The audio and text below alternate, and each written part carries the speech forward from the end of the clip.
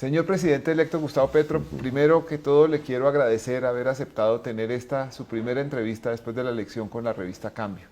Y quisiera empezar planteándole una reflexión. Usted llega a la presidencia con la votación más alta en la historia de Colombia, pero la segunda votación, la votación en contra suya, es también la segunda más alta en la historia de Colombia. Es una señal de que muchas personas están asustadas con su llegada, con su elección. ¿Usted qué les dice a esas personas que rechazan su elección? Bueno, digamos, en general hay una disminución de la abstención y por eso tenemos las más altas votaciones de lado y lado. La que obtiene Hernández es muy similar, incluso geográficamente, a la que obtuvo Duque. Yo creo que tienen la misma raíz, el mismo sentimiento político. Es una votación andina, de pequeño municipio, más su liderazgo en el nororiente colombiano, que es de él. Logra un éxito al atraer la mayor parte de la votación de Federico. Y por eso su votación en Antioquia, por ejemplo. Logra el cometido, que es sumar su propio liderazgo con las votaciones, llamémoslas así, conservadoras del país. Es un país, allí hay un país que ha sido poco entendido por las fuerzas progresistas de Colombia. Es un país, digamos, de clase media, relativamente estable, hay un campo popular también que le apuesta a que Colombia no cambie, o que cambie en un sentido diferente al que nosotros pensamos. Después de la primera vuelta, evidentemente para usted no se veía fácil voltear ese resultado. Usted llega al poder, digamos que con unas resistencias fuertes de lo que ha sido la clase política tradicional. Sin embargo, no solamente logra usted voltear ese resultado, sino que a pocos días de haber sido elegido, pinta tener una gobernabilidad bastante sólida, incluso mejor de la que pudo haber tenido Duque, comparable tal vez con la Unidad Nacional de Juan Manuel Santos. ¿Cómo logra usted eso y cómo va a hacer para que no se le desbarate? Eso tiene que servir para algo, digamos, no es simplemente por hacerlo. Digamos, el objetivo es construir un nuevo clima político, que sabiendo que existen las diferencias marcadas, porque las elecciones las reflejaron así, esas diferencias no se transmiten a partir del sectarismo. En eso hay que luchar tanto con el sectarismo de las derechas como con el sectarismo de las izquierdas, porque la polarización es eso. No es que existan diferencias, en todo país las van a existir, han existido y seguirán existiendo, porque de eso se trata el ser humano, sino que esas diferencias no se transmiten a partir del sectarismo. Porque el sectarismo en Colombia lleva a la violencia, ese es, digamos, un síndrome en la historia. Lo que hemos logrado, y hay una conversación que ya está planteada con Álvaro Uribe Vélez, hay otra planteada con Rodolfo Hernández, es básicamente construir un clima que yo llamaría de paz, de diálogo, sin pensar en unanimismos, porque eso no va a existir nunca en una sociedad humana. Es más, eso acabaría con la esencia misma del ser humano. Veremos si se produce, y eso tiene que ser en meses. Si pasa un año y no sucedió nada, el gobierno empieza a tener vientos en contra y las posibilidades de las reformas se deshacen y el cambio se vuelve una ilusión. Es importante pues que usted esté estableciendo un clima de diálogo digamos, con quien ha sido su contraparte en la derecha, que es el expresidente Álvaro Uribe, y también que esté haciendo estas alianzas con grupos políticos del centro e incluso más tendiendo hacia la derecha. ¿No le preocupa que termine su gobierno pareciéndose a los anteriores por cuenta de estas alianzas? Sí, eso es un peligro. Cuando se plantea el cambio, digamos, hay dos fuerzas que se tensionan. El intento de cooptación de un gobierno por las fuerzas, digamos, tradicionales privilegiadas en el poder, etcétera. Es, bueno, ahora intentemos, ya ganó este señor, ahora intentemos ganárnoslo para que no cambie nada. Esa es una fuerza que actúa. Y va a actuar implícita y explícitamente. Explícitamente en el Congreso de la República. Entonces muchas agrupaciones dirán, vamos a volvernos de gobierno, vamos a entablar el diálogo con el gobierno, pero para achicar sus reformas, para moderar, morigerar, como quiere llamarse, el poder de las reformas. Y hay otra fuerza que va a estar en la base misma de la sociedad, que es la que ha votado, es la que salió de entre las piedras. Son esos jovencitos y jovencitas que decidieron que van a pedir más reformas y más profundidad en las reformas. El gobierno va a quedar en medio de esas dos fuerzas. Y quizás todo termine en un punto medio, porque esa fue mi experiencia en Bogotá. O sea, moderar las reformas también un poco. Pero hacerlas, porque en el fondo el gobierno es una transición. Su revolución es buscar que haya capitalismo, Pues que eso se lo acabe el dije, feudalismo. eso ¿Lo lo dijo usted en dije. su discurso? Eso lo dije, yo creo que sonrojé a mis amigos de la izquierda, pero eso lo dije en el discurso porque, incluso desde una visión de izquierda, porque todo eso es en plural, una sociedad avanza desarrollando sus fuerzas productivas, es la ley, y avanza hacia otras formas de producir, pero solo si sus fuerzas productivas se expanden. Y el capitalismo es un gran disparador de las fuerzas productivas de una sociedad. No se ha encontrado una forma de producir diferente que no sea esa. El capitalismo, para expandir la capacidad productiva de un país.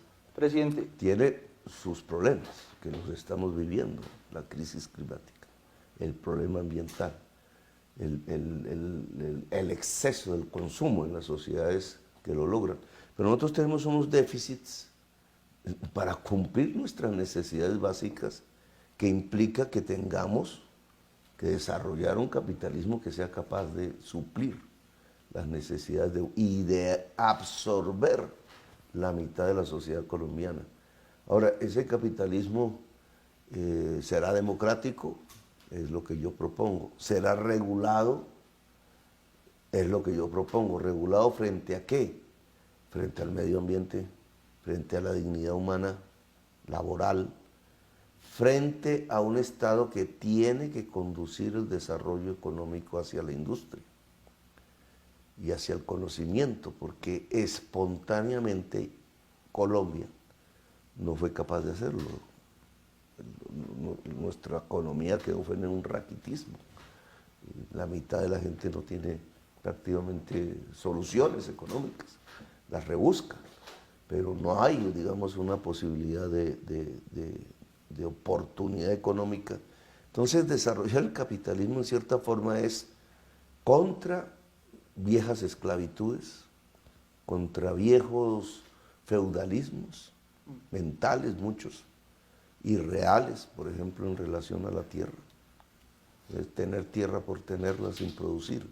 Eso es feudalismo, eso no es capitalismo. Y claro, alguien dirá, tiene el derecho de que la tierra no se produzca. En una sociedad, en una humanidad con hambre, ese derecho no existe. Sí. Lo que existe es el derecho a que la tierra fértil produzca alimentos. Y eso lo hace el capitalismo. El capitalismo no deja la tierra improductiva. Usted claramente llega al poder con una agenda reformista ambiciosa y lleva años hablando del acuerdo nacional. No es, digamos, el primer líder político colombiano que habla de eso. Ese concepto que se lleva, digamos, cocinando tantos años, algunos lo ven con cierto romanticismo, otros lo ven como mermelada disfrazada de otra cosa. Concretamente, ¿cuál es el acuerdo nacional que usted va a plantear ahora que nos hablaba de su reunión con Uribe y Hernández?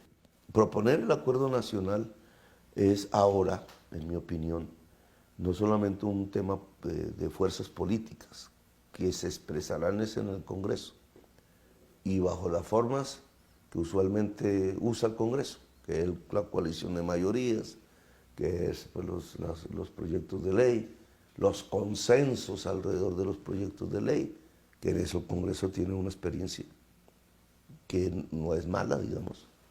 Lograr al final, claro, muchas de las leyes yo nunca estuve de acuerdo en muchas, pero los procedimientos parlamentarios logran de alguna manera pues, aprobar leyes. Pero eso no es el acuerdo nacional, lo incluye.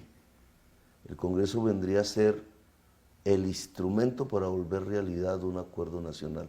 Es más, yo diría que la ley clave para expresar un acuerdo nacional, que ya no es la Constitución, porque está ahí, sino el plan de desarrollo, que es muy técnico, la gente casi no le pone cuidado a esas discusiones, pero que debería expresar lo que yo llamo un acuerdo nacional. Y entonces el acuerdo nacional, ¿dónde se hace? El Congreso lo puede tramitar, lo puede expresar, pero el acuerdo nacional se tiene que generar en unos espacios que no son propiamente los parlamentarios, que son sociales, donde también hay política, obviamente. Esos espacios, en primerísimo lugar, a mí me gustaría que fueran los regionales, para encarar de entrada el conflicto, porque el conflicto que tenemos hoy tiene unas especificidades regionales, no se puede tramitar homogéneamente a nivel nacional y es un error, sino que hay que dejar aflorar en cada región eso que ha determinado el conflicto en esas regiones, ojalá logrando, como se produjo electoralmente, que salgan de debajo de las piedras la sociedad misma, no los grupos armados. Y entonces aquí la conciencia de quienes han detentado siempre el poder es clave. Pues, ¿quieren seguir detentando el poder excluyendo la base de la sociedad? Pues la sociedad está allá. Esto no es como cuando habló mi hija Sofía y la cogieron en campaña como si el día de elecciones fuese a haber un estallido, no. Esté yo, no esté, este gobierno, no esté este gobierno, si este gobierno no es capaz, mi gobierno, si no es capaz de hacer transformaciones, la sociedad estalla. Si no hay una válvula democrática Claro. para tramitar esa inconformidad, vamos a ir hacia la violencia, es lo que usted dice. Estalla, violencia. Estamos viendo Ecuador, ¿no? No me puedo meter ya mucho en eso, pero es un Claro. estallido. Ahí, otra vez. Lo vimos en Chile. Chile tramitó eso, pues lo está tramitando de una manera pacífica y democrática. Puntos suspensivos, hay que ver qué sigue. Entonces, en ese proceso yo creo que han salido anomalías, tratando de llevarnos al pasado. Entonces, represiones sobre opositores, presos políticos, en Nicaragua, por ejemplo. Quienes están presos en Nicaragua, y aquí ya me meto otra vez en camisa de 11 varas, son los que hicieron la revolución contra Somoza. Y que fueron compañeros de armas de Ortega, que ahora los Y persiguen. que fueron amigos nuestros, Sí. y están presos. ¿Y por qué? Pues, digamos, porque hay unas derivas que ya no son propiamente hacia la democracia. Y eso hay que evitarlo. Quiero que bajemos un momento a la coyuntura de actualidad, a la tierra. Ayer el pacto histórico decidió que Roy Barreras va a ser su candidato a la presidencia del Senado. Y esto, digamos, frustra unas aspiraciones legítimas de dirigentes de izquierda, de Gustavo Bolívar, que encabezó la lista del Senado, de María José Pizarro, que es la hija de Carlos Pizarro León Gómez, de Alexander López, un dirigente sindical muy connotado. Y pienso que sobre usted prevaleció un sentido pragmático. Usted necesita una persona que tenga la experiencia, la cancha, como decimos, para poder sacar adelante una agenda legislativa de reformas y que tenga interlocución con esos viejos lobos del Congreso que usted conoce y que sabe que no son fácilmente manejables. ¿Cómo fue la decisión de inclinarse por Roy Barreras, que no es un signo de cambio, pero sí puede ser un operador político práctico? Sí, el cambio está en las reformas. Las mayorías, ¿para qué son? O sea, ¿para qué queremos ser mayoría en el Congreso? No hay otro objetivo que no sea que se aprueben unas reformas. Si las reformas no se aprueban, no vale la pena tener mayorías. Nosotros podemos izquierdizarnos. Sí. Y entonces no todo es para nosotros. Y el poder entonces es de la izquierda en el Congreso. Y quien le pone la banda presidencial a Petro es la hija del comandante Pizarro. Simbólicamente tiene su importancia. Pero la eficacia de nosotros no se nos demandan solo símbolos. Se nos demanda es que cambiemos el país. Sí, y ahí nos medimos. Ayer tuve una experiencia, les voy a comentar, que no estaba en mis planes. Le fui a hablar con Duque. Y bueno, eso es protocolario. Él al principio frío se fue humanizando en la conversación. Y al final rompió ahí incluso los protocolos y me llevó a un rincón del palacio. Un pasillo allí, habían dos de estos soldados con vestidos de la época de la independencia y había una urna. Entonces yo quiero mostrarle esto. Y entonces fui y vi la urna, y la urna es la espada de Bolívar que nosotros recuperamos. Que estaba en mi última noticia de la espada. Recuperar es un verbo generoso. Sí, sí. Me la robaron. No recuperamos. Y estaba desenvainada. Ajá. Que estar desenvainada tenía un significado. Estaba desenvainada ayer cuando se la mostraron. Sí, ahí en la urna está desenvainada. Eso es porque ese fue el significado de esa acción. Jamás envainaré mi espada hasta que haya justicia en Colombia. En Colombia no era la palabra que usaban. En mi patria, justicia. Es la espada de la justicia. Y por eso nosotros la recuperamos y la entregamos, ¿cierto? Que eso fue un acto ahí público de Navarro. Y la metieron en una bodega y nunca más volvimos a saber de la espada. Y ayer la vi, yo nunca la había visto. Ayer la vi, parece que fue Duque. Yo le había dicho a Santos alguna vez, bueno, pues usted, ¿por qué no me entrega a la alcaldía la espada de Bolívar? Eso no pasó. Eso no pasó, pero estaba ahí. Y entonces vi la espada y esa espada me toca guardarla a mí ahora. Y entonces me pareció todo, digamos, claro, eso no lo entiende mucha gente, pero para mí claro. Pero Duque, ¿qué le dijo? ¿Por qué lo llevó, digamos, a hacer porque él él sabía qué significaba. ¿Cuál fue el mensaje que le dio ahí? Simplemente me la mostró, pero él sabía qué significaba para mí esa espada. Sí. ¿Qué significaba? Claro. Yo tengo una especie de déjà vu. La espada de Bolívar. Pero es una espada de Bolívar que... La primera vez que hablamos usted y yo, hablamos de la espada de Bolívar. Sí, porque eso tiene un significado. O sea, hace 32 años venimos hablando de la espada de Bolívar. Yo nunca la tuve, nunca. Pues, o sea, es la primera vez que la ves de cerca. Vez que la veo. Y ¿por qué, digamos, cuando nosotros devolvemos la espada, ese nosotros es un colectivo que yo no fui el que la devolví, pero digamos, es un acto de generosidad mutua, ¿cierto? Es de un Estado que pretende cambiarse. Todavía no existe la Constitución del 91. Y creo, porque Navarro iba a ser ministro de Salud y él la entrega. Y nosotros entregamos algo que teníamos, que era muy valioso. Era un símbolo, pero era lo más valioso que teníamos. Muchos no entendimos mucho el acto, pero era un doble acto de generosidad. Desde entonces ellos decían, la generosidad tiene que ser un valor. Eso se olvidó, digamos, pero la generosidad es fundamental si se tiene el poder.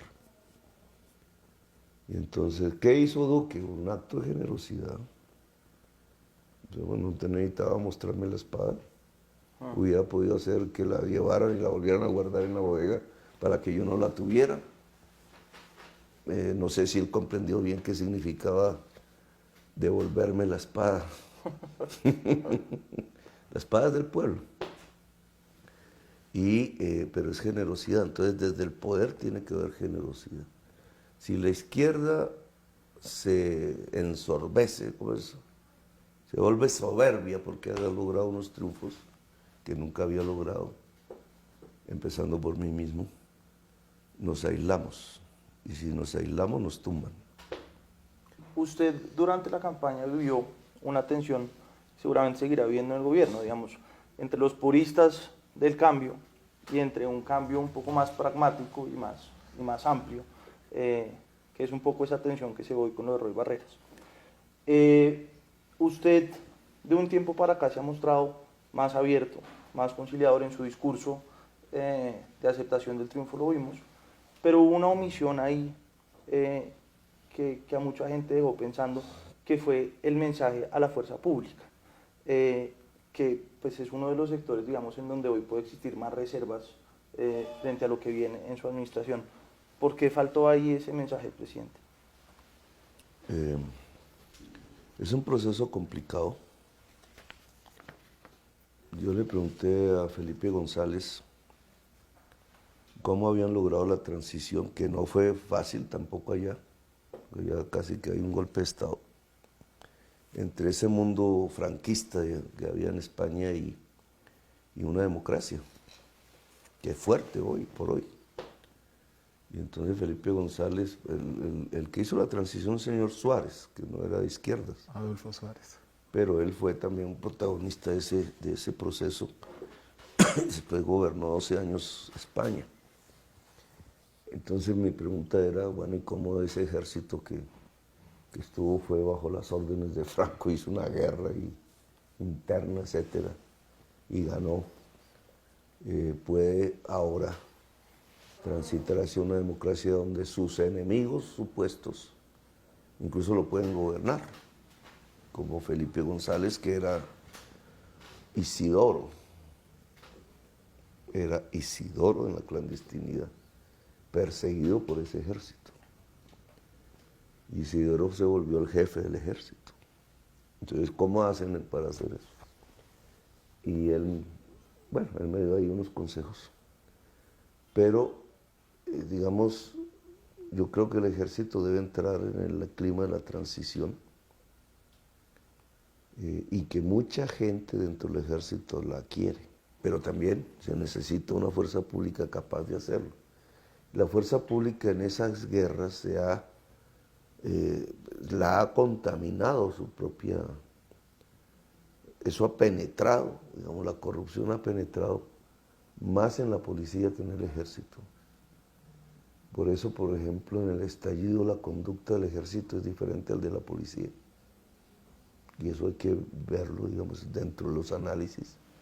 O sea, porque el ejército no choca contra los jóvenes. Y le habían ordenado la presencia en las calles peligrosa con fusiles. Pero el ejército no choca contra los jóvenes en general, yo no vi eso. En cambio, la policía sí choca contra los jóvenes. Entonces, ¿por qué esa diferencia? ¿Y por qué la corrupción ha penetrado más la policía que el ejército, a pesar que ha penetrado en todos lados? Y la corrupción, ese nombre esconde una realidad, el narcotráfico. Una de las herramientas que se ha usado por décadas para luchar contra el narcotráfico ha sido la extradición. ¿Usted piensa cambiar algo de la política de extradición hacia Estados Unidos? Proponer, ¿no? Porque es un tratado bilateral y entonces son dos, como todo matrimonio. ¿Y qué va a proponer? Entonces voy a proponer supeditar la extradición al incumplimiento, o sea, la repetición por procesos de desmantelamiento pacífico del narcotráfico judicial. O sea, sería una extradición condicional a que al eso cumplimiento. a que eso no se cumpla. Eso no le va a gustar a Estados Unidos. Bueno, ese es el planteamiento. Si ellos negocian en Colombia, lo mismo que hacen allá, negocian aquí en Colombia y se desmantelan en Colombia, y no solo por delitos de narcotráfico, sino por lo que ha ocurrido en Colombia, son delitos contra la humanidad incluso, y repiten, es decir, se burlan, la extradición debería ser un castigo fuertísimo, o sea, sin beneficios jurídicos en los Estados Unidos. Eso es una negociación con los Estados Unidos. Y a lo mejor ellos no quieran, o sí, pero es un acuerdo que estoy proponiendo. Volviendo un poco atrás, presidente, al tema de la fuerza pública. Habla usted de cómo esa corrupción y ese enfrentamiento con los jóvenes termina permeando más la policía que el ejército. Usted ha hablado de una reforma estructural a la policía, que entre otras cosas incluye la eliminación del ESMAD y el paso de esa fuerza al Ministerio del Interior. ¿Eso cómo va a ser y cuándo va a ser? Yo no dije al Ministerio del Interior. Digamos, la Corte Interamericana dice que hagamos con la policía lo que es en cualquier parte del mundo. Lo que pasa es que para nosotros nos parece anormal, incluso para la policía misma. Sí. Y es que ninguna policía está como un cuerpo militar, que es lo que sí está en nuestra policía. Nuestra policía tiene 3 soles. No existe en ninguna parte del mundo que yo sepa un policía general con 3 soles. Esas son graduaciones militares. La policía son cuerpos civiles. Pero eso no existe real. Eso está escrito en Colombia, sí está en la Constitución, pero eso no es real. O sea, nosotros militarizamos la policía por las realidades mismas del conflicto, etcétera. Durante todas estas décadas, pero lo que tenemos es una policía como un cuerpo militar. Y con un agravante, que adoptó completamente el discurso del enemigo interno, que se creó en la doctrina militar. Y ahí entonces eso hace una crisis profunda. Primero porque la policía no es un cuerpo militar, es un cuerpo civil, armado, cuya finalidad es la defensa de los derechos y las libertades, pero no va a poder defender los derechos y las libertades de toda la sociedad pensando que hay enemigos internos. Porque entonces cualquier oficial de la policía cree que un estudiante de la Nacional es un enemigo interno, porque es de la Nacional. Sí. Entiendo su planteamiento macro, pero hay una cosa.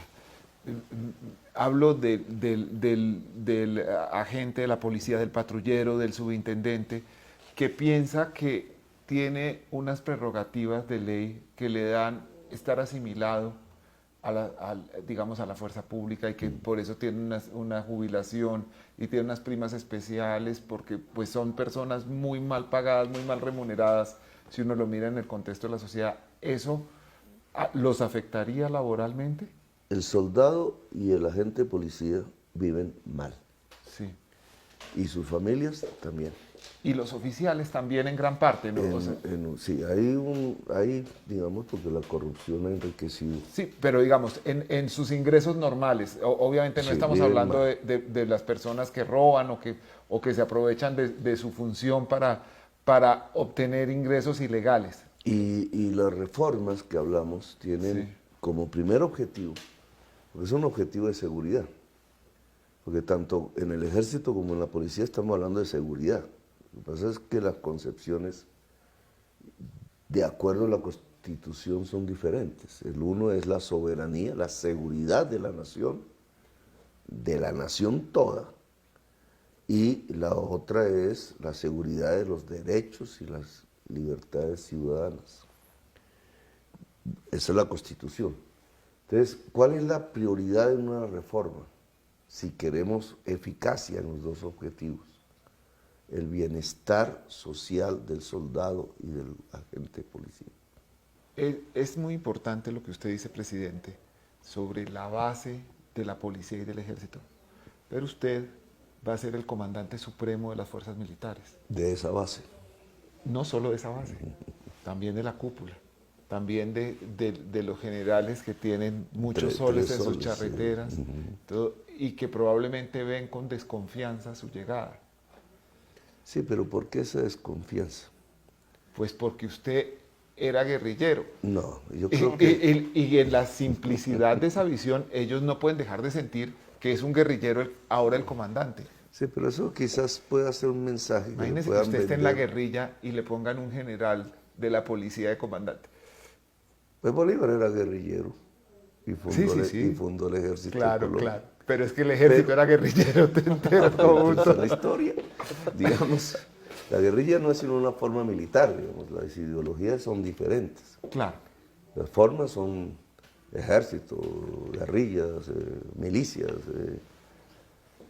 móviles, eso tiene nombres Pero diferentes. póngase usted en los zapateiros de Sí, ellos. pero digamos, el mensaje a la gente de policía puede ser eficaz si lo hicieron en campaña, ¿cierto? Porque campaña hubo dentro de la fuerza pública. Y ese mensaje puede ser eficaz, pero no se lo cree el general. El general sabe que hay otro problema conmigo, ¿cierto? Que no es el que fui insurgente. Y además yo nunca fui guerrillero realmente, yo me consideré parte de un ejército. Pero eso es historia patria, digamos. Sí. No, el general hoy sabe que hay un problema conmigo, pero también un beneficio. ¿Cuál es el problema? Que yo no quiero que la corrupción se tome la policía y el ejército. Y eso es un billetal lo que hay ahí. Eso no es los 70.000 millones del internet rural. Eso es un chiste comparado con lo que hay ahí en las compras de armamentos, de aviones, etc. Que es una parte, porque el problema peor es cuando el narcotráfico, que es va entrando, y ellos saben que va entrando.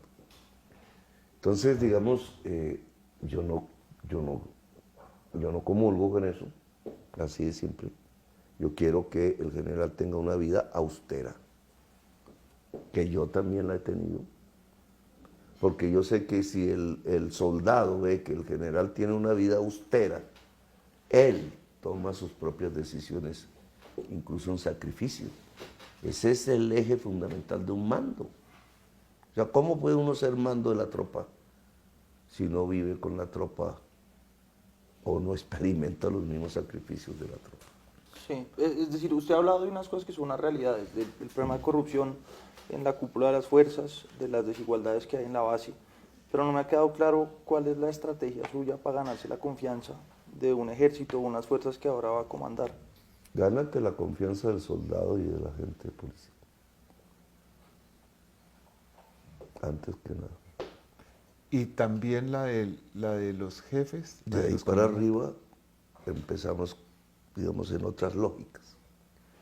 Porque el general, cualquiera que sea, no estoy hablando de nombres propios, el general que se educa, porque todos esos son procesos de aprendizaje, se educa en un ambiente más austero, con una tropa más digna, más educada incluso, porque esto no es solamente una vivienda, es educarse, más educada, ese general será mejor. Ese general será mejor. Pero estamos hablando Allá otra vez de dentro de un 20. cambio de mediano plazo. Sí, eso son Y transformaciones. el 7 de agosto, alguien, probablemente el general comandante de la Escuela Militar de Cadetes, va a pararse frente a su tropa y va a decir honores al señor presidente de la República, Gustavo Petro Urrego, en el primer reconocimiento de esa tropa, que va desde el más encumbrado general hasta el último soldado. Yo quiero que el director, ese mismo que usted menciona, lo sienta. No lo diga solamente por obligación, además. No, lo sienta. ¿Y cómo va a ser para que lo sienta? ¿Cómo va a ser su interlocución con esa cúpula? Porque desde luego, usted es el comandante supremo, usted los manda, pero usted ha hablado ahora de la necesidad de buscar un acuerdo nacional en muchos niveles. Ese acuerdo nacional no debería también incluir, oír lo que dicen estos militares, Sí, indudablemente. oír su experiencia. Sí. O sea, hay mucha incomprensión mutua Sí, en esto. estoy de acuerdo. Estoy de acuerdo.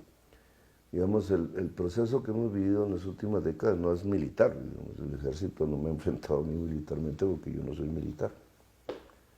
Y hace mucho, digamos, puse mi palabra en que eso no volvería a pasar, digamos, y la he cumplido. Y a esa generación de aquella época, que ya ni siquiera están en el ejército y en la policía, digamos, el tema que nos ha venido poniendo en distancias tiene que ver con los derechos humanos, que es, digamos, y que tiene que ver con unas políticas públicas hechas por civiles. En mi vida parlamentaria me dediqué más que a atacar militares, no, en realidad casi no lo hice. Me dediqué fue a mirar el origen político y civil de lo que estaba llevando a las fuerzas militares a graves afectaciones de derechos humanos. Y de ahí nació la palabra parapolítica. Porque yo no me la inventé, pero nació fue en mis debates. La palabra porque era paramilitar, ¿se acuerdan? Claro. Era paramilitar la palabra. Y yo lo que concluí en mis investigaciones parlamentarias era que incluso lo dije públicamente en los debates, ese es un mal término, porque no son organizaciones criminales al lado de los militares, sino al lado de los políticos. Y esa es la esencia de mi debate. Y me puse a mirar región por región y quiénes, etc. Y de ahí salió parapolítica. Los políticos son los jefes, no los generales. Los generales quedaron metidos, son muchos, digamos, dentro de esas lógicas, pero el origen de todo ese problema tiene un origen civil, político. Entonces, la intención mía incluso era desviar, en cierta forma, la intención de muchas organizaciones de derechos humanos que cogían era como blanco a la jefatura militar. Entonces, poner preso a un general era ya un gran éxito por violaciones de derechos humanos. Yo llevé el debate, en mi opinión, a donde tocaba. El origen del problema está en el poder civil, no en el poder militar. Y aún creo en eso. Digamos, los falsos positivos tienen un origen en una resolución de un civil que ocasiona un desastre y pone a miles de militares bajo la justicia, incluso podría ser la justicia penal internacional. Un desastre para el ejército. Eso es llevar un ejército a un desastre moral, ético. Entonces, ¿qué puede pensar el director ese simbólico que usted pone en el juramento? Que encuentra que el presidente Petro es el que rescata a la fuerza militar de ese desastre y la coloca de nuevo en el puesto de honor y dignidad que debe tener. Presidente, pero hablando las cosas, digamos, con claridad, en esos rifirrafes no bélicos que usted ha tenido con el ejército en el último tiempo, lo que más se recuerda es ese cruce de trinos con el general Zapateiro. Con su llegada a la presidencia, ¿qué le espera al general Zapateiro? Que vaya preparando Lo que le espera a cualquier general, digamos, ellos tienen, digamos, sus normas, una buena asignación de retiro. Las cúpulas, digamos, se transforman en el tiempo. A veces hay trampas en eso. Yo he pedido que el criterio de ascenso, eso también tiene que ver con la reforma, no sea la política, sino el mérito.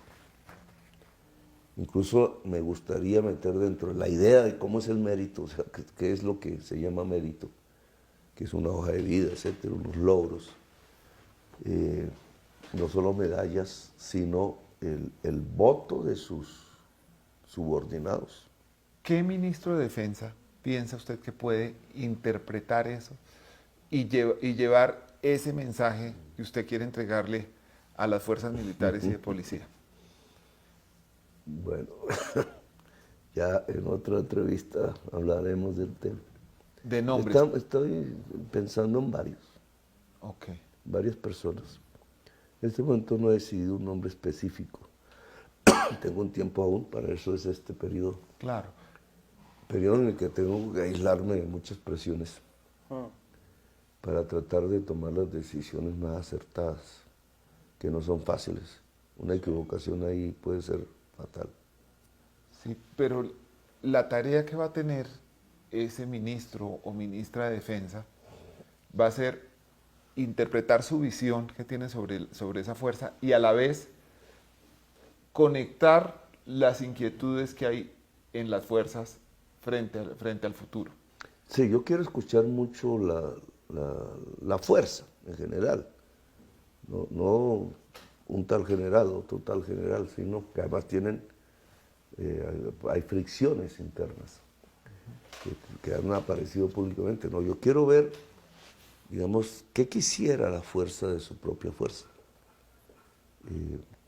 cómo ejercerla. Quisiera oír, no he tenido la oportunidad por obvias razones, porque es un político en campaña, pero ahora como jefe de Estado me gustaría ir a los cuarteles, a las estaciones. Yo una vez entré por accidente a una estación y no me gustó lo que vi. ¿Cuándo fue? Bueno, fue en Chía, en una estación. Estos muchachos que llevan de bachillerato, que ponen... Sí. No, Los auxiliares bachilleres. Auxiliares que llevan. Pero yo lo que vi era, digamos, un mundo masculino en general, en una especie de, ¿cómo se llama esto?, de hacinamiento físico que lleva a la degradación humana. Eso fue lo que vi.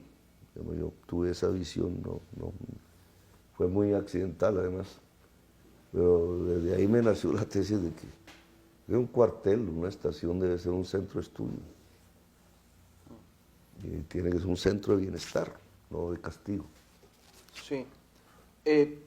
Otro de los puntos esenciales, presidente, para los que usted va a necesitar una confianza sólida en la fuerza, es justamente para hacer la paz, para llegar a eso que se ha llamado la paz total, que incluye al ELN, a las disidencias de las FARC, al Clan del Golfo y grupos irregulares. ¿Cuál va a ser su estrategia para incluir a las fuerzas en ese proceso y para lograrlo? Hoy hay una expectativa en las bandas, generada por la misma campaña, incluso por la prensa, en medio de la campaña, pero hay una expectativa, sé, que existen todas, y es que sí están deliberando alrededor de la posibilidad del desmantelamiento. Obviamente no saben cómo, ni qué, ni nada, porque poco se ha hablado de este tema. Pero es una posibilidad, y yo le pedí a la Iglesia Católica, lo pedí en campaña, pues no era una oferta oficial, sino probable. Ahora ya se puede volver oficial, que a la Iglesia Católica que establezca los canales para un proceso de paz integral en Colombia. Integral significa que no es simplemente con lo que aún hoy se considera insurgencia, sino abierto a todo lo que signifique uso de armas ilegales. Eso lo vamos a oficializar, pero ya lo había propuesto al Papa, en mi visita al Papa, muy en principios de la campaña, que él accedió a entrevistarse conmigo, digamos, y a la Nunciatura, que es la embajada del Papa aquí, y a las personas que dirigen la Iglesia Católica aquí, que tuvimos varias reuniones privadas, no fueron públicas nunca.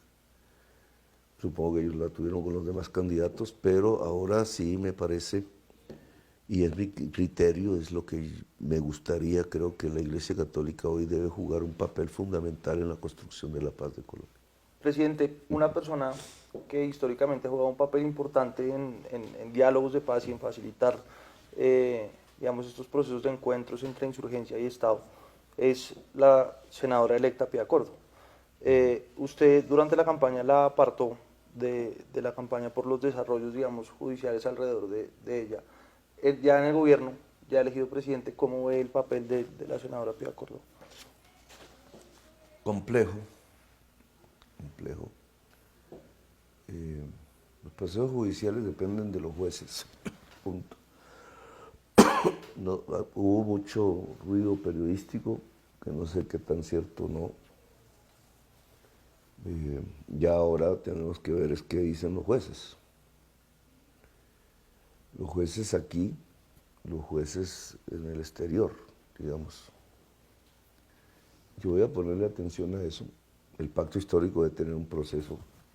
A esas indicaciones en las que debe existir el debido proceso y ya poder aclarar su función, se suman otras, la relación con Alex Saab, este último episodio de un dinero en efectivo que digamos no está claro todavía. En ese contexto, usted, como líder natural del pacto histórico, ¿recomendaría que la senadora Piedad Córdoba asumiera su escaño en el Senado o preferiría que no? Hay un relacionamiento a partir de los hechos últimos, ya no del pasado, que tiene que ver con la familia Piedad y la DEA. Ahí, para no sé qué tipo, eso no conozco yo, pero está el tema del hermano, incluso el intento de entramparme, el que me escapé. Y eso obliga, digamos, ya hay un relacionamiento justicia norteamericana, DEA, familia de Piedad. Eso sé que es reservado, son cosas, digamos, que pasan ya por normas que ni siquiera son colombianas, pero que no son propias para un ejercicio político en Colombia. Es decir, ¿usted recomienda que Piedad Yo no se posesione? Yo recomendaría, la no posesión tiene unas implicaciones judiciales también, constitucionales graves. No hablaría de eso, pero sí hablaría de que la senadora Piedad Córdoba, ante el hecho de que hay algún tipo de relacionamiento con la justicia de los Estados Unidos, ojalá favorable a ellos, no tengo ninguna información, debería sí tener un compás, porque su accionar político como senadora queda influenciado de alguna manera, presionado, como quieras llamarlo, por un hecho objetivo, y es que hay un relacionamiento con la justicia extranjera que no puedo calificar. Entonces, eso ameritaría que uno diera un paso al costado, aún siendo senador. Pero eso no es como extraño como figura, presidente, es decir, uno, si es senador está en política. Por Si eso no sí, se posesiona. ¿Cómo sería el paso al costado? ¿Cómo Pues, hay figuras, en Colombia hay figuras jurídicas para eso. que ella Varios, pida una ¿no? licencia? Todas esas cosas. Digamos, puede haber un tiempo en donde la sociedad colombiana pueda saber, bueno, esto al final no era nada, o sí, y es muy grave. Entonces ya pues hay una decisión política de fondo. Bueno, yo estoy libre para hacer política, punto. Yo tengo la libertad de hacerla, ya, punto, ya se acabó. Vienen ya las discusiones propias de la política, pero mientras esté esa espada ahí que uno oculta, no es pública, no es visible, no la conocemos, de sujeción de una senadora de la República a unas X decisiones o procedimientos de una justicia extranjera. Digamos, eso no permite libertad política. Así de simple. Sí. Estamos hablando aquí de Piedad Córdoba, digamos que es una persona que de alguna manera toca los Estados Unidos y Venezuela. Uno de los cambios importantes que se viene en el gobierno que está usted por empezar es la política internacional, con Venezuela como un eje central de ese cambio. Yo pienso que hay que normalizar las relaciones. ¿Cómo es la ruta, digamos, de esa normalización? Y una Ese pregunta... es un proceso porque venimos de años y hay complejidades en muchos temas. Por ejemplo, ¿cómo se logra normalizar la frontera, que es mi principal preocupación. Sí. Yo tengo dos preocupaciones allí, digamos, que tienen que ver con el interés nacional colombiano. La frontera, obviamente. Digamos, en teoría uno sabe que si hay libre paso, no es un paso, que es lo que hay es un paso, sino que hay una normalización y hay un Estado al otro lado y hay un Estado a este lado.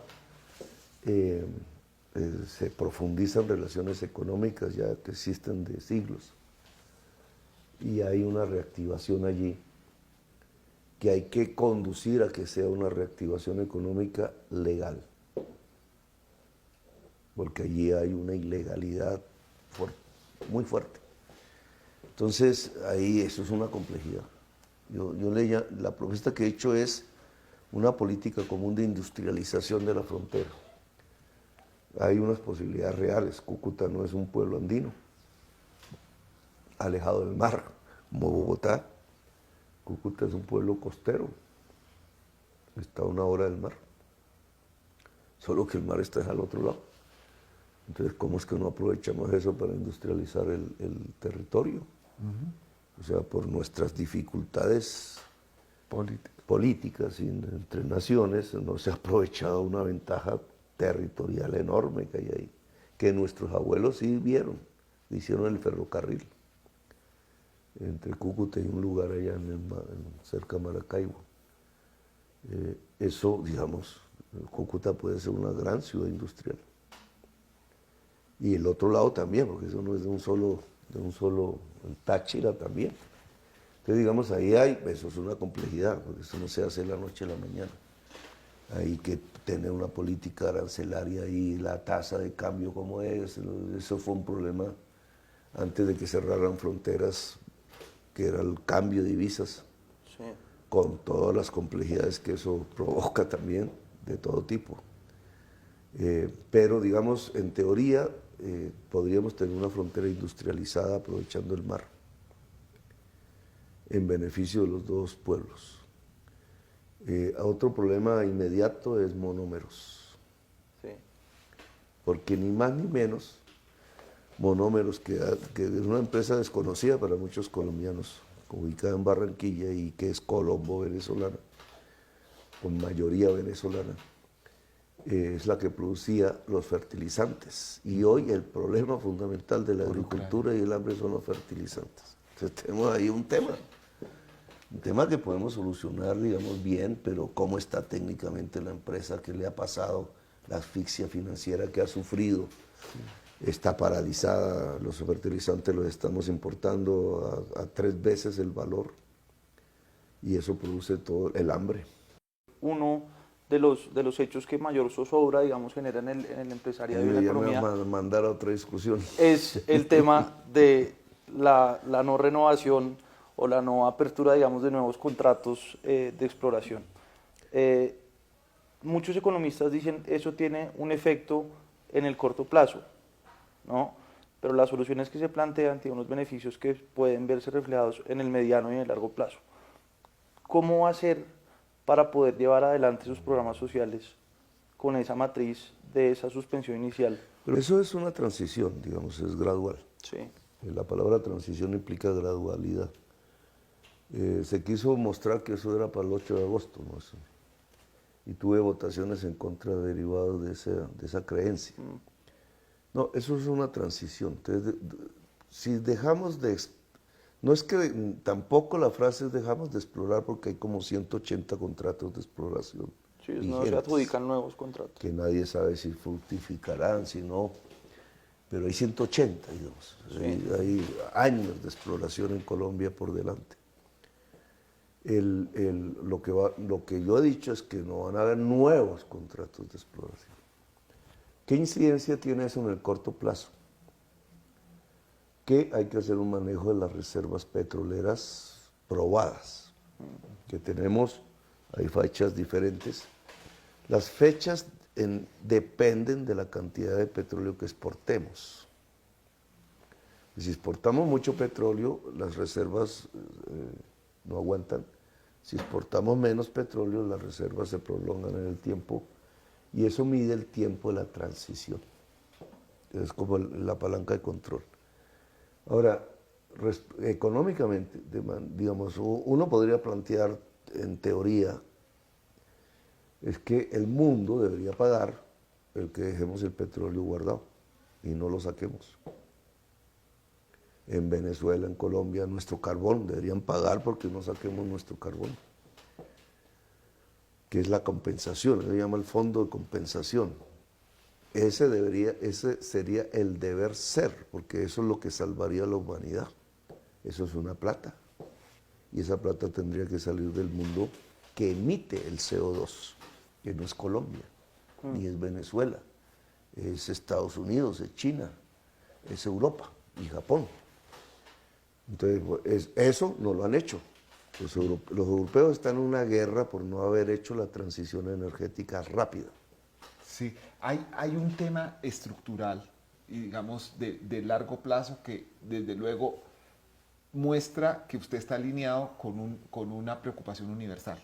Pero también hay unos temas coyunturales. Sí. Por ejemplo, ayer mismo Alemania decía que necesitaba más gas. Necesita gas para Necesita más carbón. y necesita más carbón incluso. Pero el tema de explorar gas, del carbón y todo, en esta coyuntura derivada de lo que está pasando en la guerra de Ucrania y todo, pues es también una oportunidad económica para Colombia. ¿Cómo combinar esa visión del largo plazo con la necesidad de generar recursos y de aprovechar las oportunidades económicas que están sobre la mesa, que además son oportunidades para el mundo? Si se mantiene un ritmo normal en las economías del primer mundo, probablemente también las economías de Latinoamérica se afecten menos. Todos los activos petroleros del mundo están cayendo. Habría que mirar hoy, pero llevan 4 días de caída consecutiva. Me estaban echando la culpa en Colombia de eso, pero yo no soy el culpable. Eso está ocurriendo porque lo que se anuncia es una depresión, es decir, un descenso de la demanda de petróleo y gas y todo. Y entonces el mercado desvaloriza los activos petroleros. Yo creo que ese va a ser el mundo en décadas así.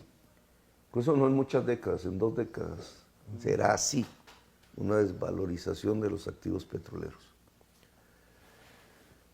Problema para Venezuela, indudable, brutal.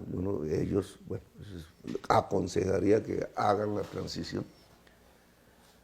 Maduro, conversando conmigo, dijo que estaba en esa disponibilidad, pero yo no sé eso realmente. El pacto en Venezuela, sugerencia, porque no me puedo entrometer entre oposición y gobierno, y todas esas conversaciones debería tener el eje de la transición en Venezuela hacia otro tipo de economía. Ahorita hablábamos una cosa cuando mencionamos las reformas en el marco de lo posible, que esas reformas para poderlas llevar a cabo tienden a moderarse. ¿Usted cree que en este tema del manejo de la transición de candidato a presidente, usted esté abierto a reconsiderar el ritmo o la velocidad de esa transición? Yo pienso que el mundo nos va a acelerar los ritmos.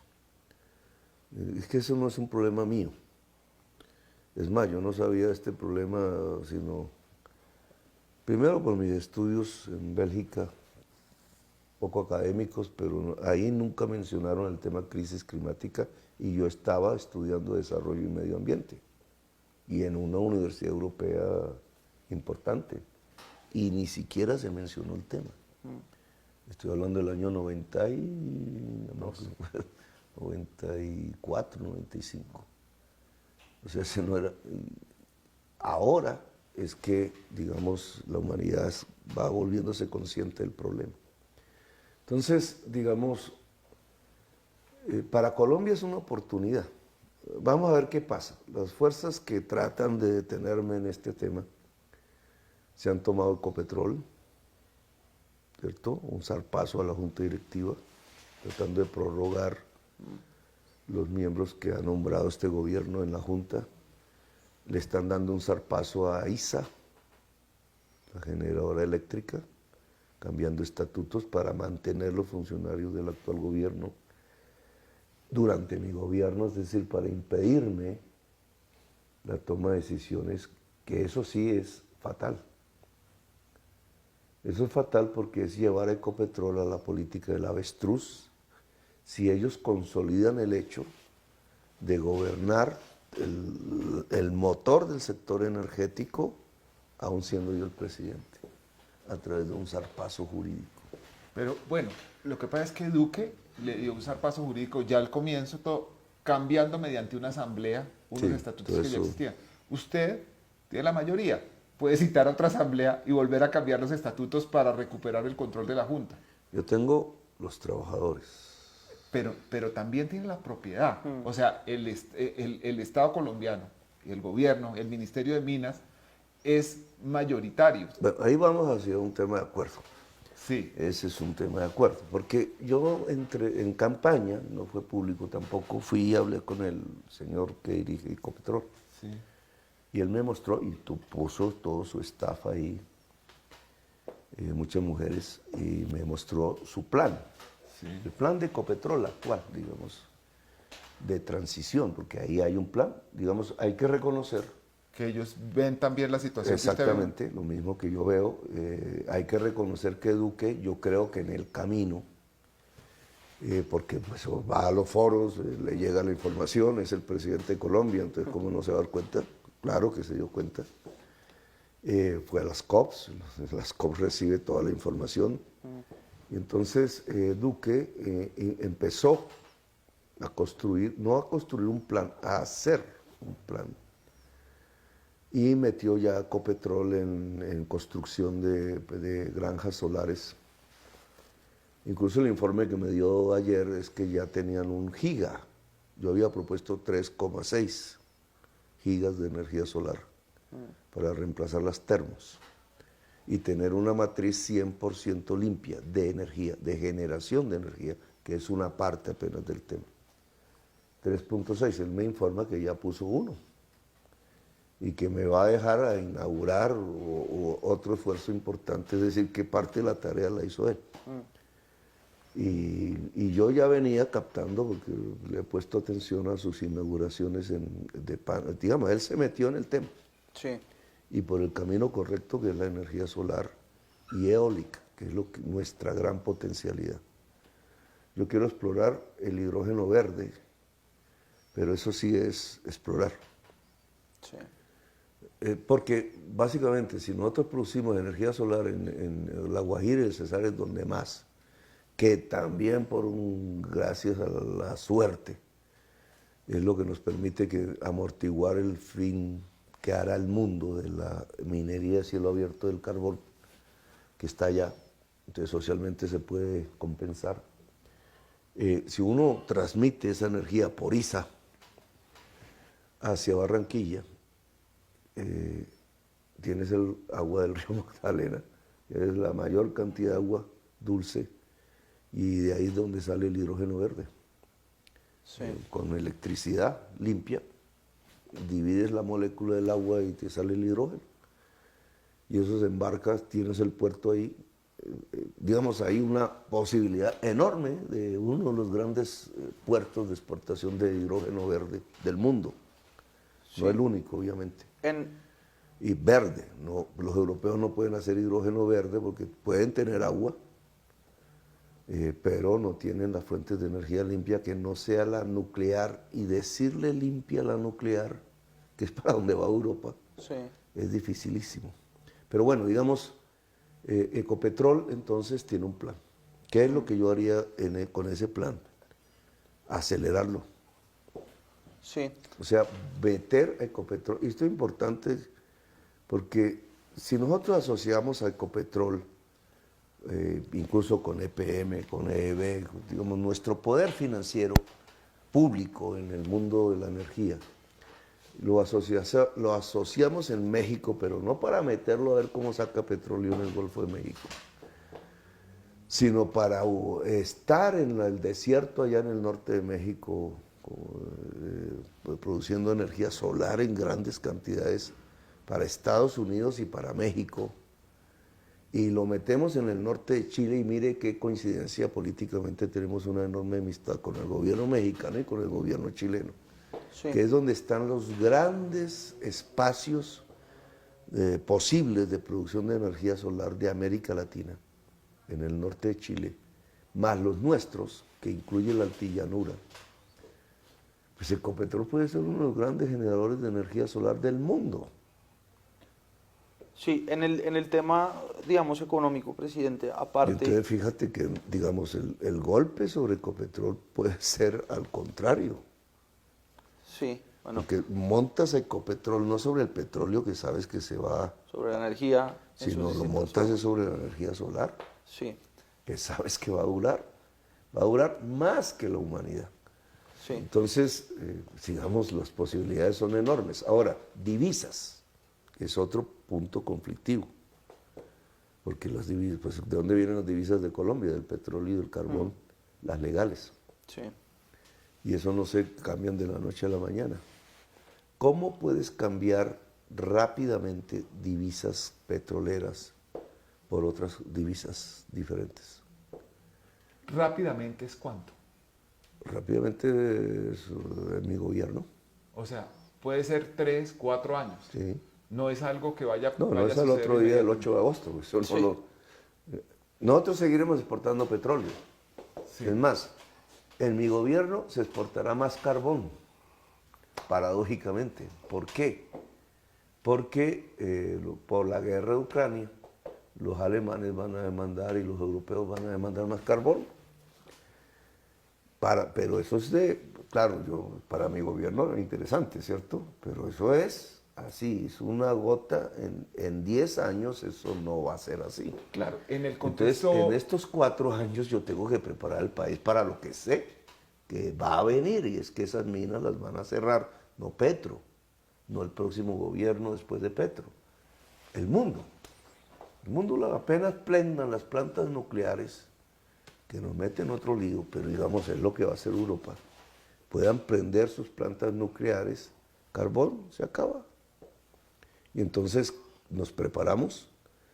¿Qué puede reemplazar? Lo que yo he propuesto es turismo, lo cual significa que el presupuesto actual que está haciendo el gobierno de Duque ya debe contemplar, y ese es tema del Palme, ya debe, y del nuevo Congreso, ya debe contemplar partidas fundamentales para reactivar la producción de alimentos en Colombia y para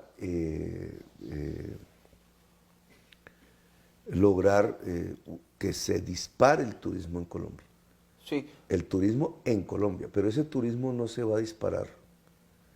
Porque cada turista son $1.000, entonces pon cada turista cambiando barriles de petróleo. sí, Cada turista son $1.000. Puedes hacer los cálculos. Ese turismo no se va a disparar si no hay paz. claro. Entonces la paz se nos vuelve aquí como la llave clave para la transición energética en Colombia. En el tema macroeconómico, al margen de la matriz energética, la gente está pendiente del contenido de su reforma tributaria y de quién va a ser el hombre o la mujer que lidere ese esfuerzo, el ministro o la ministra de Hacienda. Primero, ¿ya lo tiene? Segundo, ¿cuáles son esos inamovibles? Porque una reforma, digamos que es una concertación, es un resultado de una discusión, esos inamovibles de su reforma tributaria. Que no puede gravitar sobre la clase media y el pueblo, sobre las capas, digamos, más pobres de la población. No. Es una reforma al contrario, carrasquilla, y es un debate que tengo yo yo he estado en 15 reformas tributarias, Sí, casi desde mi inicio, incluso antes mis debates eran sobre las reformas tributarias, con Hobbes, que ahora nos está ayudando. sí. Con Hobbes, Sí, que era hay, ministro de Hacienda. hay gente que ve como muy ambiciosa su meta de recaudo. Casi que utópica. Podría ser más ambiciosa. ¿Cómo? Si uno mira el estudio de Uli Jorge Garay, que nos está ayudando, él incluso plantea cifras del orden de 75 billones anuales de recaudo. Y en realidad, si uno mira las estadísticas OCDE, porcentaje de tributación respecto a PIB, pues Colombia realmente está por debajo del promedio latinoamericano. Simplemente llegar al promedio latinoamericano ya es de ese orden. O llegar al promedio OCDE es de un orden superior. Lo que pasa, y ese es un debate, es que OCDE privilegia el impuesto sobre las personas que el impuesto sobre las empresas. Sí. Pero siendo más alto que el promedio colombiano significa que ellos gravan mucho las fortunas individuales. Digamos, un poco a lo Piketty, y no graban las empresas, que es donde se hace la producción. Y a mí me parece un tema interesante, de acuerdo. ¿Cuáles son los problemas que yo tengo alrededor? La reforma tributaria debe presentarse este año. Sí. Luego, el acuerdo debería darse en estas semanas Sí. alrededor de este tema. Porque ya entra al debate propiamente parlamentario. Claro. Si se va a forjar una coalición de mayorías, pero no aprueba la reforma tributaria aceptando las discusiones, etcétera, y los cambios que siempre en el Congreso se dan, pues no hubo coalición de mayorías.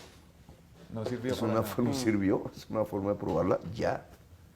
O sea, fue Pero- retórica, pero- fue simbólica, pero era... Pero para que haya acuerdo tiene que haber un texto. Sí, Ese texto sí ya existe texto. está. Ok. Lo presentó el Partido Verde. Yo no fui, siendo yo congresista. Bolívar, que era ponente en las comisiones respectivas, que son las terceras, me preguntó si apoyábamos el proyecto Verde, que yo sabía que era el de Luis Jorge Garay. Pero me pareció, en ese momento yo le planteé a Bolívar que la propuesta nuestra debía ser simple, no pensar en la gran reforma estructural, porque el gobierno no estaba para eso y el proyecto era del gobierno, sino en una fórmula simple, derogar la reforma tributaria del 2019, que fue lo que le propuse a Restrepo, que estaba al frente de la iniciativa. ¿No? Pues un artículo, deróguese la reforma tributaria 2019. Y con eso se recuperarían Y con las eso- exenciones que Todo da. eso, los regalos que se dieron. ¿Cuánto dinero es eso? Eso, según los académicos, iba ascendiendo en el tiempo. Hoy es del orden de 20 billones de pesos, o sea, estamos hablando de una cuantía importante. O sea, Simplemente derogar la reforma tributaria del 19. con la simple derogatoria de esa reforma tributaria, usted conseguiría más o menos la mitad de los recursos Sí. a los que aspiran en esta reforma Sí. tributaria. ¿Los otros de dónde vendrían? Hay otros espacios que ya, en términos OCDE, dividendos. Dividendo es cuando un gran empresario saca de la empresa los recursos en vez de invertirlos y se los lleva para él, que es su derecho, eso se llama dividendo. Pero eso es igual que cuando a un asalariado le entregan su salario y le descuentan la retefuente. Dependiendo del salario, así es el porcentaje de la retefuente. A los dividendos no les pasa eso. Entonces, ¿por qué no? Entonces, sería grabar el dividendo de acuerdo con la cuantía del dividendo. Obviamente. Ok. Y en escala progresiva.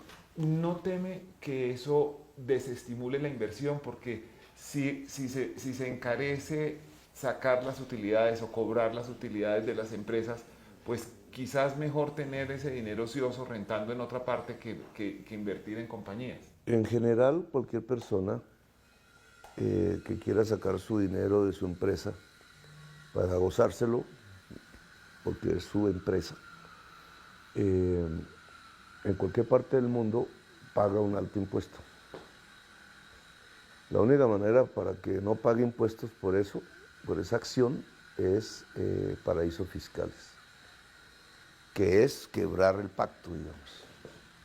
Es un problema mundial, indudablemente, pero eso es quebrar el pacto de cualquier sociedad.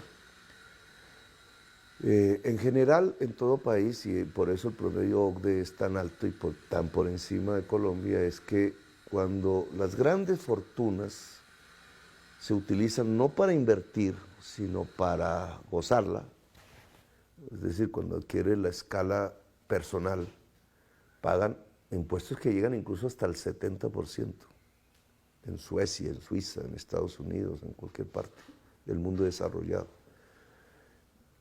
¿Por qué? Porque es que no es lo mismo ese mismo dinero metido en la empresa del dueño que en el bolsillo del dueño. Adquiere otra función social, Ese dinero en la empresa es capital, ¿cierto? Es puestos de trabajo, inversión, ampliación, lo que quieras. Y tiene una función social, produces. Ganas, pero produces. En cambio, si ese dinero se vuelve tesoro en el bolsillo, no es capital. Y entonces ahí los estados desestimulan eso, grabando eso altamente, precisamente para que sea capital, es decir, para que se queden las empresas y produzcan más puestos de trabajo y más riqueza. Esa es una decisión del dueño, pero entonces el dueño tiene ante sí dos opciones. Meto el dinero que quiero gozármelo en ser más rico, pero dentro de la empresa, volviéndolo más empresa, o me lo gozo en las formas que quiera gozárselo, pero entonces pago impuestos. Esa es la lógica mundial, digamos, y yo creo que en Colombia debe establecerse. Y el mercado y muchos colombianos quisieran que usted revelara el nombre de su ministro de Hacienda, porque eso traería cierta tranquilidad para saber a qué se atienen. Obviamente, usted como jefe de Estado fija la política, pero quien la ejecuta, quien se entiende con el sector empresarial, quien va a vivir el día a día, es ese ministro o ministra de Hacienda. ¿Usted ya tiene claro ese nombre? Tengo nombres. ¿Nos los puede Y compartir? esos nombres me han dicho sí, digamos. Ah, ok. No están en teoría, están en campaña, sí eran en teoría, pero ahora, pero tienen unos temas que tienen que ver con universidades y procedimientos en universidades extranjeras, El etcétera. doctor José Antonio Campo es profesor de la Universidad de Colombia. Bueno, que quiero esperar un poquito. Yo lo que... Y Mauricio Cárdenas. porque hay varias personas así. Entonces, quiero hacer un convenio, la CEPAL, que es, no sé si ustedes recuerdan, pero para mí es muy importante porque cuando yo estudié economía, la CEPAL era una escuela de pensamiento latinoamericano muy importante. La CEPAL se ha acercado mucho a nosotros, es la escuela, Comisión, digamos, para América Latina, económica para América Latina de Naciones Unidas.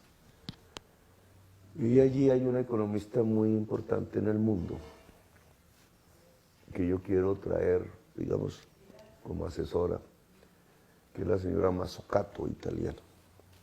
Mazzucato. Ella es clave porque es la que ha dicho, porque ella coincide conmigo en un tema que yo he propuesto en campaña, y es producción. Como los economistas se fueron al intercambio de las mercancías, de los bienes, de la política monetaria, y allí se quedaron, en su versión más neoliberal, y se olvidaron del tema central de la economía clásica, la producción. Y yo lo que he planteado es que Colombia tenga una economía centrada en la producción, no en la extracción. Y Mazzucato viene defendiendo esa tesis en el mundo. Pues es una economista, yo no sé, será premio Nobel, etcétera, que habla nuestro lenguaje. Entonces quiero traerla. Quiero que venga, quiero que nos asesore. Entonces va a haber cierta fluir de ideas que yo creo que es necesario en Colombia, muy internacionales y muy globales. Pero creo que nos tenemos que acostumbrar a eso, porque nosotros somos el mundo, parte del mundo. Y no podemos solucionar problemas sin ver el mundo. Y tienen un presidente que ve el mundo. Para mal o para bien, pero a mí me tocó. Entonces yo me siento más en esa disposición de hacer un gobierno en medio del mundo. No sin el mundo, que yo creo que le ha pasado a Colombia eso. Entonces se aísla. Presidente, cambiando un poco de tercio, quiero que volvamos a su discurso de aceptación del triunfo en un tema esencial, la justicia. Usted ha hablado mucho de la necesidad de unos órganos de control independientes del Ejecutivo. Si bien su discurso fue bien recibido, la gran crítica que recibió fue por el llamado que le hizo al fiscal y a la procuradora. Algunos lo entendieron como una intromisión indebida de un futuro jefe de Estado. Solo solicité. Bueno, pero digamos, ¿no siente que de golpe eso no salió tan bien? No, yo veo que los alcaldes han regresado. Mi solicitud, no lo hizo porque yo solicité, pero yo creo que ese era el ambiente que había que producir inmediatamente se acabaran las elecciones. Y espero que los jóvenes vuelvan a sus casas. Sí. Una cosa es que lo solicite un candidato y otra que lo solicite un presidente electo. Usted lleva décadas haciendo oposición con el paréntesis de la alcaldía de Bogotá. No ha sido gobernante, sino opositor. Sí. Y una cosa es hacer oposición y otra gobierno, y usted en unos días va a terminar teniendo la culpa de todo lo que pase, Sí. justa o injustamente. Sí. Eso me lo dijo Duque. ¿Usted cómo piensa manejar las expectativas de la gente que lo eligió, esos 11 millones de personas que tienen tanta confianza en que usted puede cambiar todo y que se va a enfrentar a una realidad que va a hacer que las cosas no pasen tan rápido y no pasen tantas como usted quisiera? ¿Cómo moderar las expectativas? Sí, van a pasar menos de los que yo quisiera, pero van a pasar. Okay. ¿Qué es la experiencia de Bogotá humana? ¿Por qué? Que es, digamos, mucho menos poder, mucho menos capacidad de un alcalde. Pero ¿por qué yo puedo, que para mí, digamos, es un orgullo, la votación más alta en la historia de Bogotá por una persona? 2 millones, casi 300.000 votos, que fue su alcalde. ¿Y por qué que otros fueron alcaldes también, digamos, muchos, pero no lograron eso mismo?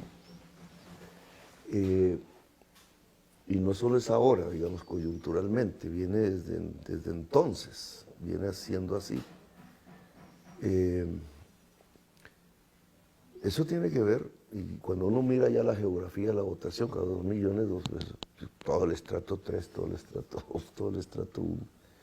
Yo no sé si gané, donde nunca gano es en Usaquerín, Chapinero, no sé si esta vez pude o no puede ganar, me toca mirar.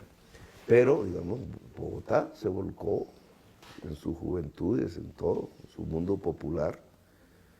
Es uno de los pilares del triunfo, fundamental. Es una islita en medio del mundo andino, conservador, pero lo es. ¿Por qué Bogotá es así? ¿Cierto? Eso tiene que ver una historia de antes, una estructura económica muy democrática. Yo la he comparado con la de Medellín.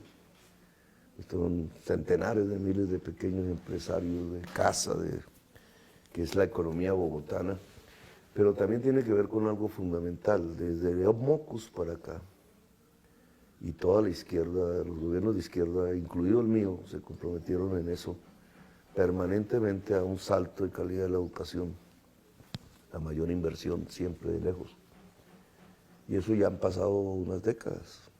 Es decir, las generaciones que se han venido educando gracias a esos gobiernos, cada vez mejor, viene a ser las generaciones más educadas de Colombia. Hay un poquito de soberbia ahí, pero además en forma, digamos, en volumen, no en élites. Y son capaces de decirle que no a los Son dirigentes, libres. incluyendo a usted. Sí, son Pues, libres. en la última campaña de la alcaldía de Bogotá, Es una sociedad libre. le dijeron no a usted y no a Uribe. Sí, y escogieron a una claro. persona que no iba ni con usted ni con Uribe. Son libres, digamos, y es lo que quisimos. Ahí hay el fruto de obras de gobierno. Cuando lo ves, ya Abel Rodríguez está muerto, que es uno de los grandes constructores de eso, antiguo presidente FECODE, por eso maestro, pero claro, con toda su existencia y su corazón metido, incluso lo pusieron entre papeles y le amargaron su existencia hasta morir. Pero todo eso, Mocus mismo, que es un educador real, y todos nosotros nos comprometimos en ese esfuerzo y ese es el resultado, es una sociedad libre, que madura políticamente, digamos, culturalmente, y hace pega esos saltos, esas bofetadas a la tradición política de Colombia y nos dio parte del triunfo. Esas son obras de gobierno.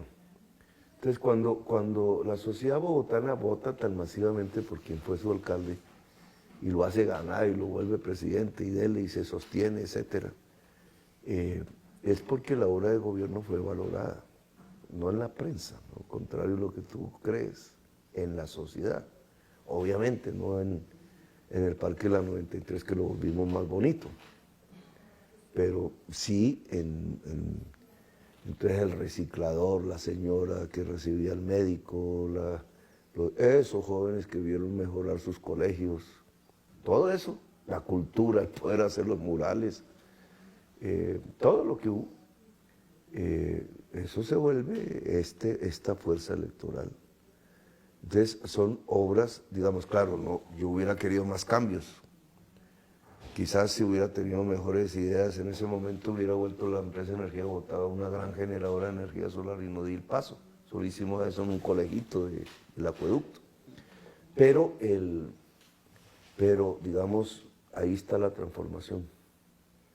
No es solo mía, es de varios metidos en Bogotá, pero es un esfuerzo permanente. Hasta Peñalosa, porque Peñalosa no destruyó mi programa educativo. Destruyó muchas cosas, destruyó el metro, todo eso, pero no destruyó el programa educativo. ¿Qué va a hacer como presidente del metro, con el metro de Bogotá? Primero hablar con los chinos, Ok. que son los dueños del proyecto de por ahí. Yo quiero hablar con ellos. Incluso quiero ir a la máxima instancia china. Porque yo sí creo que puede haber una solución muy favorable y rápida. Pero hay que, porque decidió Peñalosa que fueran, bueno, Pero digamos, sí, eso Peñalosa decidió que fueran los chinos. una Entonces desaceleración me toca hablar como son los chinos. Sí. Pero eso necesariamente implica un freno, digamos, un poco al proyecto mientras se No toma. se frena nada. Es que en este momento lo que se está haciendo son obras complementarias, no son obras del metro. Bueno, eso es una discusión que tiene que ver con el manejo periodístico, pero hasta ahora son obras complementarias. Yo estoy de acuerdo, siempre lo estuve, eso estaba planteado desde un inicio. La alcaldesa le llama segunda línea al metro, ¿no? Es la segunda fase de la primera línea, que siempre fue una herradura desde que fui candidato a la alcaldía de Bogotá en el 97. Los que estudiaban el tema siempre plantearon una herradura, que es salir de Kennedy y Bosa, de llegar al centro y devolverse a Suba. Y esa es la primera línea y es de las más eficaces que se pueden hacer en el mundo. Los números están. Y la alcaldesa tiene razón en que eso debe llevarse hasta Suba y yo lo planteé. Lo que pasa es que ya como estaba metido en la metodología del Banco Mundial, el Banco Mundial no nos dejó que se hiciera la extensión del estudio hasta Suba y de todas maneras ni siquiera pudimos hacer ni la de Kennedy, porque el cheque salió chimbo. El metro vale mucho más de lo que pensábamos de lo que era en ese momento, por una razón fundamental, se desplomó el peso en el camino, que es lamentable porque si se hubiera hecho, ese es costo Peñalosa, si se hubiera hecho en el momento, si hubiera seguido el cronograma, el metro se hubiera hecho con un peso mucho más, con un valor del peso mucho más favorable, nos hubiera costado mucho menos. Hoy estamos a 4.000 y eso tiene un impacto sobre el metro. Le quiero hacer esta última pregunta retomando un poco el sentido de la palabra transformación. Su elección significa una transformación de Colombia y creo que también una transformación del continente en algún sentido. Hay una frase de su discurso que marca esa transformación. Usted dijo, abro comillas, la paz es que alguien como yo pueda llegar a ser presidente. Yo lo conocí a usted hace 34 años, cuando usted estaba en la clandestinidad. Señor presidente, ¿qué ha cambiado del Gustavo Petro de entonces al de hoy? Hay un fluir de ideas mayor, por obvias razones, el tiempo ha pasado. Cuando nosotros nos vimos, existía la Unión Soviética y el mundo era diferente. No puedo decir que el mundo de hoy sea mejor, pero era otro mundo. Y nosotros nunca nos ligamos al mundo soviético, y yo siempre tuve muchísima desconfianza de eso. Y el movimiento también. El movimiento estaba pensando en otra cosa, que era lo que se consolidó en la Constitución del 91, eso era. Pero, digamos, ese era otro mundo. Y nuestras ideas eran un poco más dogmáticas. O sea, en ese momento yo sí soñaba en llegar a donde voy a llegar, pero con un ejército popular.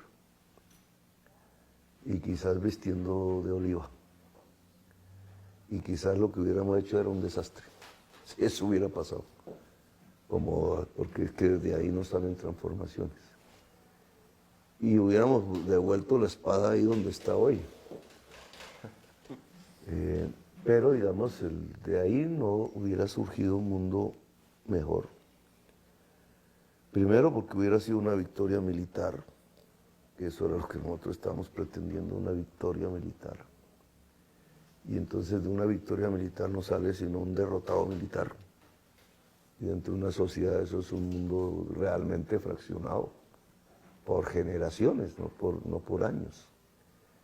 De ahí hubiera surgido una imposición, y una imposición no es democrática. Y de ahí hubiera surgido unos seres humanos que los hubiera cogido el poder y los hubiera vuelto autócratas. Porque sobre las armas solo se construye autocracia. Lo que vino fue mejor, pues, con muertos y todo eso, pero lo que vino después de esa entrevista, con toda la intensidad de la historia, fue pues la paz, al final, digamos, y vino la Constitución, y vino un pacto ahí, vino mucha gente muerta, porque esa Constitución no ha podido ser aplicada realmente, ya no por responsabilidad nuestra, pero lo que viene es esto, digamos, porque esto es el gobierno de la Constitución. Debe ser el gobierno de la Constitución. Entonces es la aplicación digamos, hay un hilo común. Yo sigo pensando más o menos en lo mismo, pero los métodos, las formas, la historia real fue diferente. Usted me entrevistó como un combatiente clandestino del M-19. Que en la esquina lo hubieran podido desaparecer y matar, porque esa era la historia. Y yo la viví, pero la historia fue esa, digamos. Colombia llegó, el mismo pueblo, la misma sociedad, las mismas dirigencias, buenas o malas, llevaron a un terreno que yo creo que es positivo, que ha sido mejor, que no fue matarnos en una guerra, sino posibilitar el camino a la Constitución del 91. Es que en esas frases, cuando el Partido Conservador me dice, nosotros podemos ayudarlo a hacer una reforma agraria, independientemente de las, digamos, hay una carga histórica enorme, enorme. Cuando nosotros decimos, después de un siglo fuimos nosotros, muy jóvenes, los que derogamos la Constitución del 86. Pues la carga histórica es enorme, lo que no pudo ser López, Pumarejo, ni Gaitán, ni incluso porque mataron a muchos. Todo un siglo de esfuerzos porque esa Constitución no fuera, la hicimos nosotros. Y lo hicimos nosotros no guerreando, lo hicimos nosotros fue después de esa entrevista. Y entonces, digamos, y no fui yo personalmente, fue mi generación, mi organización fue protagónica en eso.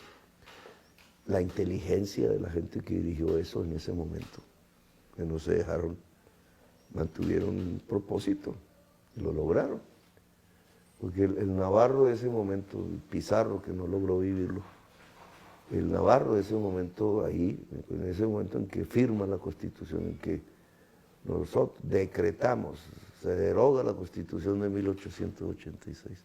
Eso tiene una carga histórica enorme. Leída en coro con Álvaro Gómez Hurtado, Sí, y con Horacio Serpa. Horacio Serpa, todos muertos, pues menos Navarro. Pero digamos, menos Navarro, que era el que hubiera podido morir más rápido. Pero digamos, la carga histórica es enorme. El que esa espada de Bolívar vuelva a mis manos es una carga histórica enorme. O sea, estamos viviendo historia. Y yo tengo que estar a la altura de eso. Y la sociedad, pues, ser consciente de eso, no es un cambio de moda. Ahora en nuestros tiempos de sociedad líquida que llama el filósofo, pues todo se ve así como fluir, pero no, hay unas cargas históricas reales y están ahí. Sí, y del buen pasar de su gobierno dependen muchas cosas, incluyendo que la izquierda tenga nuevas oportunidades en la vida institucional de Colombia y que haya una transformación como la que sueñan los 11 millones de personas que lo apoyaron y la que temen muchos de los que votaron en su contra.